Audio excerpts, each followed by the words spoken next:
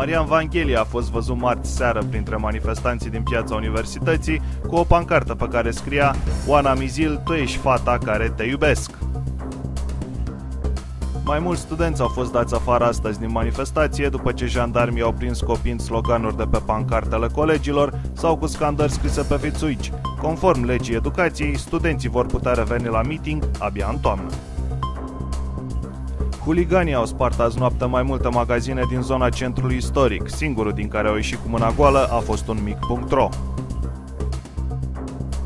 Guvernul a luat măsuri după ce agenții SRI au raportat prezența unei tematici culinare în strigătele manifestanților înfometați. Astfel, pe 21 ianuarie, va fi organizat în Piața Universității un concert cu Florin Salam și Lady Gaga, care va purta celebra erochie din carne și cartofi prăjiți.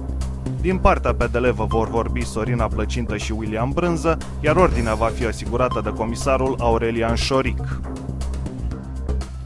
Peste 100 de meteorologi ai ANMH au anunțat astăzi că trec de cealaltă parte a frontului atmosferic și fraternizează cu manifestanții.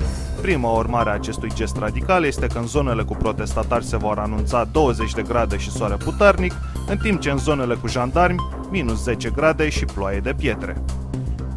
Curtea Constituțională a amânat să se pronunțe în legătură cu comasarea alegerilor, așteptând să vadă dacă guvernul Boc va demisiona. Guvernul Boc a amânat să se pronunțe în legătură cu demisia sa, așteptând să vadă dacă marele meeting anunțat de opoziție va fi un succes. Iar noi amânăm această știre până mâine, când poate găsim și o poantă. Crin Antonescu se declară deranjat de perspectiva alegerilor anticipate și de ideea de a deveni președinte ceva mai devreme. El e obișnuit să le nevească în opoziție până mai târziu.